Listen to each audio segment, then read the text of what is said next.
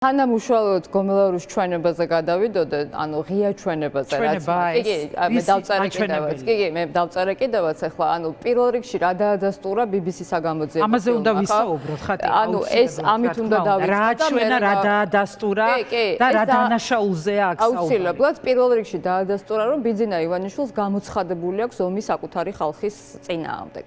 ომი აქვს გამოცხადებული ჩვენს წინააღმდეგ, პოლიტიკური პარტიების წინააღმდეგ, ამერიკის შეერთებული შტატების პრეზიდენტის წინააღმდეგ, ის წერილი გავიხსენოთ, ეხლა მეზობლების წინააღმდეგ, ემიგრანტების წინააღმდეგ, თქვენს წინააღმდეგ და ეს რაც ჩვენ ვიცოდით ისედაც, ანუ შარშან ეს წარმოუდგენელი დარბევები, მოწამვლა, ისედაც ზოგადად ეკა მინდა გითხრათ რომ მაშინაც ვლაპარაკობდით ამაზე, ანუ წყალში ჩვეულებრივი პოლიციური სტანდარტია, ანუ თანამედროვე პოლიციური სტანდარტია, როდესაც ასე ვთქვათ, ეგრეთ წოდებული მასების კონტროლი ხდება, როგორც უწოდებენ ხოლმე, ვთქვათ, თვითონ კრიმინალური იუსტიციაში, პოლიციაში მართვას, ანუ ამ საზოგადოებრივი წესრიგის დაცვას. იქ წყალში არ შეიძლება არავითარი ქიმიკატების და ქიმიური ნაერთების შერევა, იმიტომ რომ და ისედაც არ შეიძლება გაზის, ხელმსადენი გაზის და წყლის გამოყენება, როდესაც 100,000-ობით ადამიანია, თქვა შეფრებული, ხო? ამას არ აკეთებდნენ ნაცები გომელაური როგორც გაბრალდა. ანუ ამაზე გადავალ კიდე, ანუ თავარი რა იყო იქ იდეა, რომ წამების მექანიზმები შეიმუშავეს, ანუ შარშან ჩვენ ყველა ძალიან კარგად რასაც ფიზიკური დაზიანებები, ადამიანების სახის და ნეკნების ჩამთრევა, გენოციდი, წამების მანქანები და ამავე დროს ამას ემატება ეს ყველაფერი. ეს იყო გენოციდი საკუთარი ხალხის წინააღმდეგ, იმ ადამიანების წინააღმდეგ, ვისაც უნდოდა მშვიდობა და კეთილდღეობა ამ ქვეყანაში.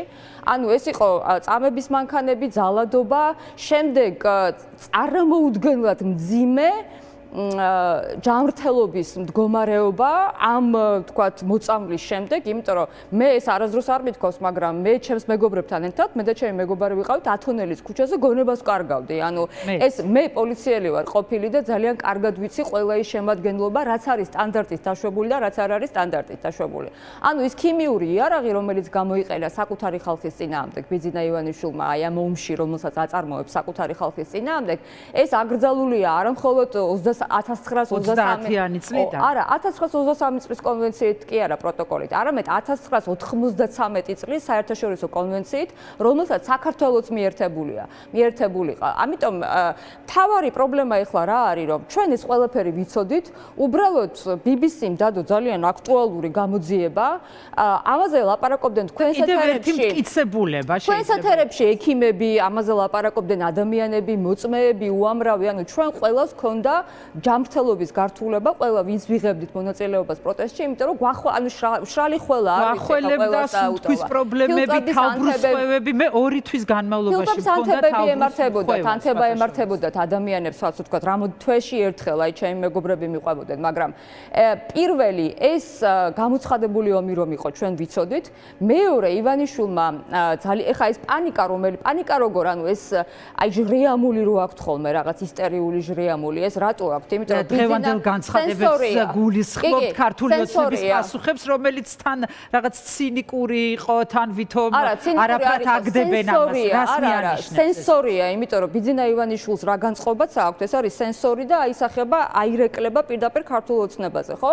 ანუ ისინი ამბობენ, რომ ჩვენ წავალთ, ვიჩივლებთ, დავადასტურებთ დიდი ბოდიში, კეზერაშვილზე რომ BBC-მ დადო ეს ფილმი გამოძიება და მაშინ რომ ჩამოყვნენ სათითაოდ და არ ვიცი რუხაძედან დაწყებული კობახიძიდან არ ვიცი ყველა აბსოლუტურად მაშინ კარგი იყო BBC სტანდარტები რომ უნდა გადმოეღოთ საზოგადოებრივ მაუწყებელზე და ეხლა აღარ არის კარგი BBC-ის გამოძიება, მაგრამ აქ ჩემთვის მთავარი რა არის?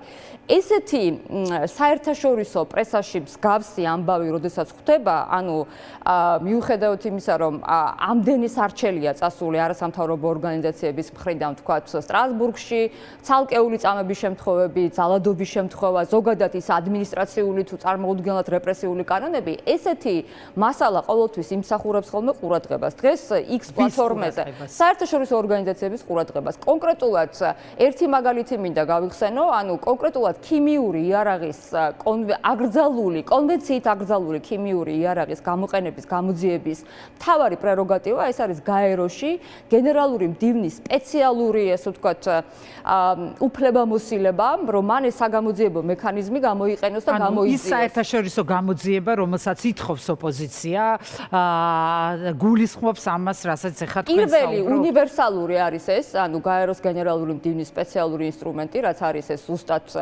ვთქვათ, რაც მიესადაგება პირდაპირ არის ეს მითითებული, რომ შესაძლებელია დამოუკიდებლად დაიწყონ ეს გამოძიება თუ უნდა მიმართოს? არა, მათ შეუძლიათ დამოუკიდებლად დაიწყონ, მიმართვაც ძალიან მნიშვნელოვანია სამოქალაქო ორგანიზაციების და სამოქალაქო სექტორის, მაგრამ ასევე ნებისმიერი ქვეყანა, რომელიც ხელს აწერს ამ კონვენციას გულისხმობ 1993 წლის კონვენციას.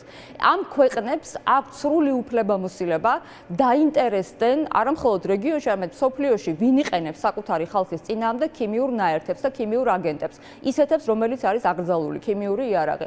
აი მაგალითად, ესეთი დახმარება, ურთიერთდახმარება გამოძიების კონტექსტში ჩვეულებრივად ძალიან მნიშვნელოვანია. ჩვენ არ გვყავს უბრალოდ ნორმალური ხელისუფლება, ჩვენ გვყავს რეჟიმი, თორემ მაგალითად უკრაინაში, როდესაც მე პოლიციის უფროსი გავხდე, ტერორისტული აქტი, როდესაც მოხდა, მაშინ მე მივმართეთ ხოვნით ფედერალურ საგამოძიებო ბიუროს, ამერიკის შეერთებული შტატების სახელმწიფო დეპარტამენტს, ფედერალურ საგამოძიებო ბიუროს და უზარმაზარი მაშინ გუნდი ჩამოვიდა და გვეხმარებოდა გამოძიებაში. მაგრამ მე ვიმეორებ, უნივერსალური გამოძიება არის შესაძლებელი. მიყვანს ჰააგამდე მივა ეს საქმე, როგორ ფიქრობთ ხათია? იცით რა, ეხა ივანიშვილს რა კონტექსტი აქვს, ხო? ეს ომი, როდესაც გამოუცხადა საკუთარ მოქალაქეებს, ვისაც მშვიდობა უნდათ ამ მოქალაქეებს.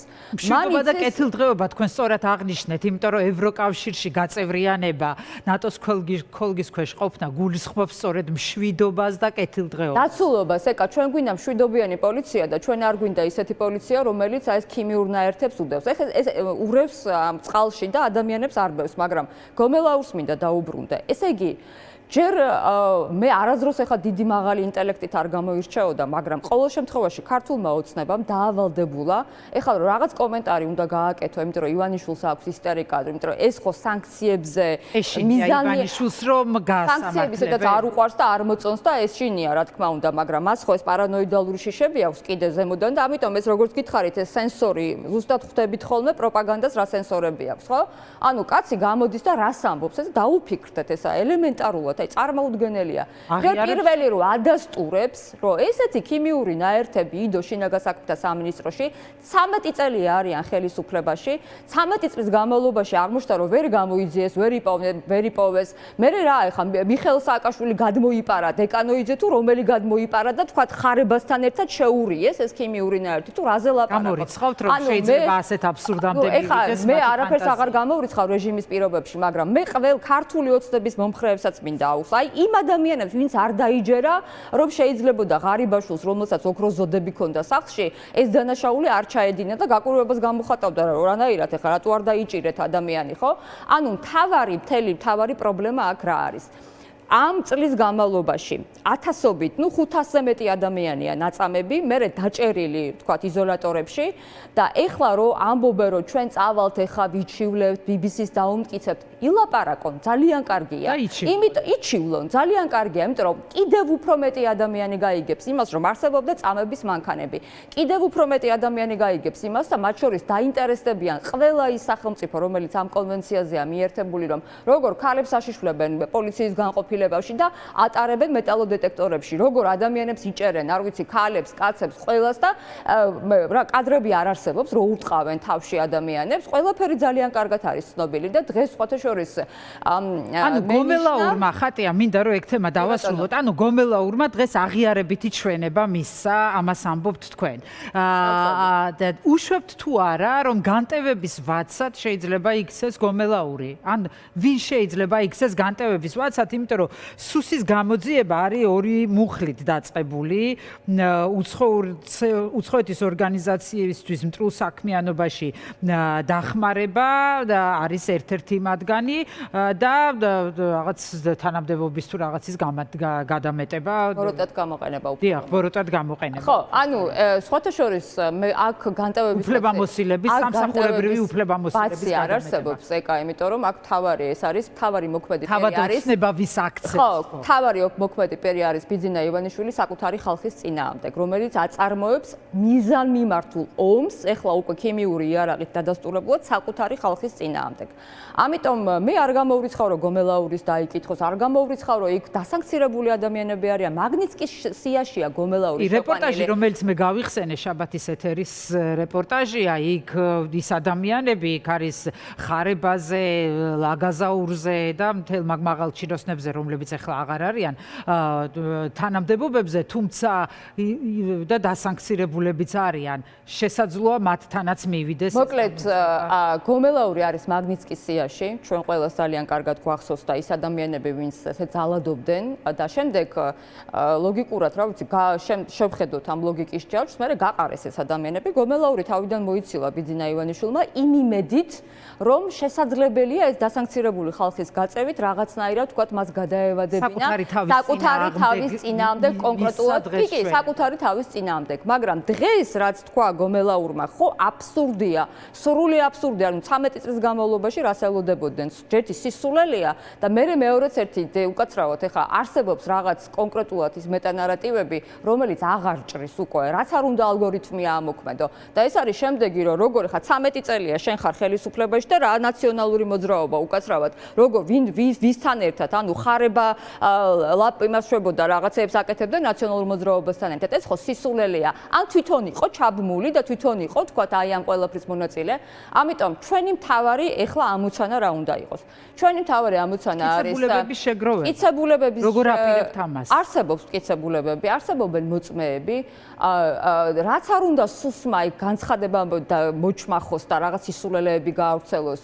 ჩვენი ამოცანა ყოველთვის რჩებოდა და დღესაც არის ნაწამები ადამიანების პოლიტიკური პატიმრების, ვინც აწამეს ასევე, ვინც ისე დაიჭირეს და აკავეს. აი გელახასაია რატოა ციხეში. ეხლა ყველაფერი გამჟღავნდა, რატომაც არის ხო ციხეში. პოლიტიკური პატიმრების განთავისუფლება და ამ ადამიანებზე იმ კონკრეტული სარჩელის წარმოება ეკა, რომელიც ნამდვილად ეხლა როგორ საკუთარი ხალხის წინააღმდეგ ქიმიური იარაღს რო იყენებ, რომ ეს გენოციდი არ არის და კაცობრიობის წინააღმდეგ მიმართული დანაშაული არ არის, ანუ ქართული ოცნების რეჟიმის მიერ ჩადენილი. ამიტომ ჩვენი მთავარი ამოცანა ეხლა უნდა იყოს ზუსტად არავითარი გაქანება და შესაძლებლობა არ მივცეთ ქართულ ოცნებას, რომ რაიმე სახით გადაიფაროს ეს ძალიან მნიშვნელოვანი დანაშაული, რომელზეც კონკრეტულად ადამიანები ლაპარაკობენ და საერთაშორისო გამოძიება ლაპარაკობს. ჩვენი მთავარი ამოცანა უნდა იყოს, რომ ყველას ვაჩვენოთ, მათ შორის ჩვენ საერთაშორისო პარტნიორებს ეხლა ბრაუდერმა დღეს ძალიან კონკრეტულად განცხადება გაავრცელა, იმიტომ რომ თვითონ მაგნიცკის შემქმნელია ბილ ბრაუდერი და გვახსოვს ყველას ძალიან კარგად მისი განცხადებები საქართველოს ხელისუფლების და ამ რეჟიმის მიმართ. ხო, ამიტომ მნიშვნელოვანია რომ ეს იყოს ჩვენი მთავარი საზრუნავი, ნაწამები ხალხისთვის სამართლის პოვნა და ბიძინა ივანიშვილის წინააღმდეგ მობრუნება, მათ შორის სააგაშიც მაგნიცკის სიაში აუცილებლად უნდა მოხდეს ეს ჩვენი და ჩემი პირადად ძალიან დიდი ჩემი საზრუნავი სულ იყო რომ ივანიშვილი მოხდეს მაგნიცკის სიაში, გულწრფელად გეუბნებით, იმიტომ რომ მას აქვს ჩადენილი დანაშაული ქართველი ხალხის წინააღმდეგ. სულ იყო ეს. რაც არ უნდა იქ რაღაცა თქვათ შიშის დათესოს და რაღაცა ახალი საქმეები მოჩმახოს თქვათ გიორგი ვაშაძის, ელენე ხოშტარიას თუ ზურას თუ ნებისმიერი ადამიანის მიმართ, ვინც ახლა ციხეში არიან ეს პოლიტიკოსები. ჩვენი მთავარი საზრუნავი, ვისაც ამ ქვეყანაში უნდა მშვიდობა და კეთილდღეობა, ეკა ყოველთვის იქნება, რომ ომის რეჟიმი, ბიძინა ივანიშვილი ჩამოვაცილოთ ამ ქვეყანას. ომის რეჟიმი, ეს არის ომის რეჟიმი. ქართული ოცნება არის ომის რეჟიმი. მან გამოუცხადა საკუთარ ხალხს ომი პირდაპირ და ეხლა მეზობლებს, არ ვიცი, წარმოუდგენელია, ანუ ეხლა გუშინ თქვენთან რომ მოვდიოდი გუშინასაც დღესაც თქვენს კოლეგებს ვეუბნებოდი, რომ საქართველოს უახლეს ისტორიაში არ ყოფილა მართველი, რომელიც ამერიკის შეერთებული შტატების პრეზიდენტს ისეთ წერილს წერს, როგორიც მიწერა ბიძინა ივანიშვილმა. ამავე დროს არ ყოფილა მართველი, რომელიც საკუთარი პროპაგანდისტების და საინფორმაციო აი ამ საცეცების მეშვეობით ლანძღავს ამერიკის შეერთებული შტატების ვიცე-პრეზიდენტს ბენს. გახსოვთ ეს შაქირიშვილის წერილი, ხო? ამიტომ ნებისმიერ შემთხვევაში, ნებისმიერი კონფიგურაციით ეს არის დანაშაული ჩადენილი საკუთარი ხალხის წინააღმდეგ. იმ ხალხის წინააღმდეგ, ვისაც უნდა მშვიდობა, კეთილდღეობა და ვისაც უნდა განვითარება ამ ქვეყანაში. ბიძინა ივანიშვილის რეჟიმი არის ომის რეჟიმი.